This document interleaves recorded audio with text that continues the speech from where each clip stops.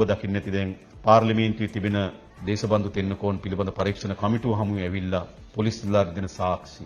අපි නීති විරෝධී ක්‍රියාදාමයකට යන්නේ. අපි මොනවද නීති විරෝධී නේද ව්‍යාජ අංක තහඩු ගහගෙන ගියා. අපි වෑන් එකක් අරන් ගියා. අපි කව T56 දෙකක් තිබුණා. අපි අහවල් තැනට වෙඩි තියලා එන්න කියලා අපිට කිව්වේ. මෙහෙම තියෙන පුළුවන්ද පොලිසිය? මේ පොලිසිය තියෙන්නේ බෑ. ඒවා සංවිධානාත්මක අපරාධ කල්ලි වල ස්වභාවයක්. මේක වෙනස් කරන්න ඕනේ නැද්ද?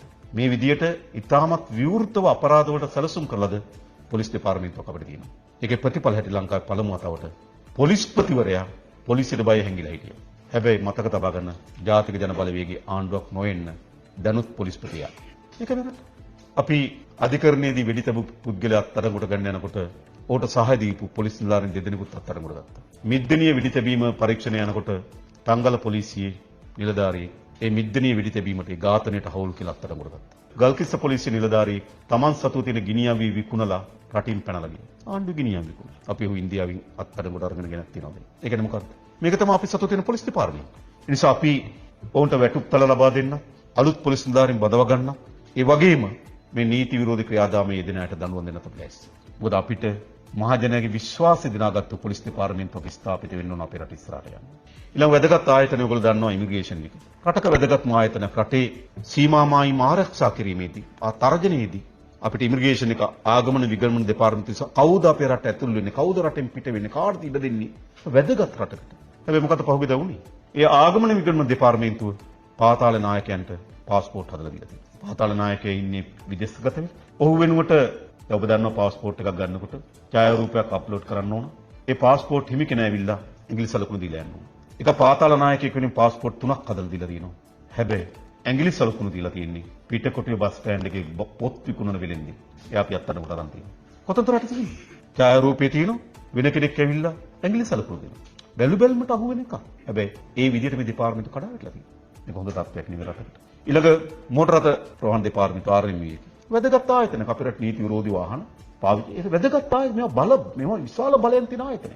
හැබැයි ඒගොල්ලෝ දැක්කා අපිට තොරතුරු ආවේ පාන්දර උදේ ගිහිල්ලා බලනකොට නේද අදාළ නිලධාරියගේ ලොකෙට්ටුවේ නේද එතන කබඩ් එකේ තියෙනවා ලක්ෂ 40කට වඩා මුදලක් එකතු කරගත්තොත් බෙදා ගන්න. 3 දිනක් අතරමඩ ගත්තා. මෙහෙම නේ රාජ්‍යය ඇතිලා තියෙන්නේ. මාතර බන්දනාගාරයේ ප්‍රතිසංස්කරණ නිසා එහි සිරකරුවන් අපි මාරු කරා අගුණකොළ පැලැස්ස බන්දනාගාරයට. එමු මාරු කරනකොට අපිට මාතර බන්දනාගාරයෙන් අහු වුණා හෑන්ඩ් කප් මාංචු 7ක් අහු වුණා.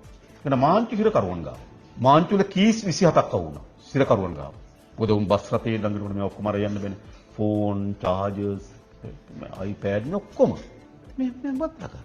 මෙතන මේ රට තියෙන්නේ. යනෝ තමයි මේ බන්දනාගාර නිලධාරී සිරකරුවන්ට සමාව දෙන්න පටන් ගන්නවා. කොතනද මේ මම මේ කියන්න හදන මේක තමයි අපේ රට තිබුණු තැන මතක තියාගන්න. මේවා වැදගත් ආයතන. කස්ටම් එක, බන්දනාගාර දෙපාර්තමේන්තුව, පොලිස් දෙපාර්තමේන්තුව, ඉමිග්‍රේෂන් ආගමන විගමන දෙපාර්තමේන්තුව. මේවා ඇවිල්ලා රටක මේ නාරටීම්. ඒවා රටක මේ ප්‍රාදේශීය ලේකම් කාර්යාලය කමක් නැහැ කිව්වොත්. ග්‍රාමසේවක මත කමක් නැහැ කිව්ව ටික දවසක්. හැබැයි මේවා තමයි රටක පැවැත්ම පිළිබඳ ප්‍රධාන සාධක. ඒ සියල්ල බිඳ වැටලා තියෙන්නේ. ඉතින් අපි සියල්ල පිරිසිදු කරන ව්‍යායාමයට අපි අතරින් කරන්න ඕනේ නැද්ද? අපේ දරුවන්ට හොඳ වගකීම් සහිත නිලධාරියෙක් ඕන. වගකීම් සහිත ආයතනයක් ඕන. එහෙම නැතුව මේ රටකට නිකන් නේ පාතාලටි පොඩි අධිරාජ්‍ය හදාගෙන බන්දනාගාරයක අධිරාජ්‍ය, පිටකොටුවේ තව එකක්, හාල් මෝල් හිමියන්ගේ තව එකක්, පුද්ගලික බස් හිමියන්ගේ තව අධිරාජ්‍ය. මේ අධිරාජ්‍ය ඔක්කොම විදිනවා මතක තියාගන්න. එක රාජ්‍යයේ තියෙන ශ්‍රී ලංකාවේ ජනතාව විසින් තෝරාපත් කරන අද ප්‍රජාතන්ත්‍රය.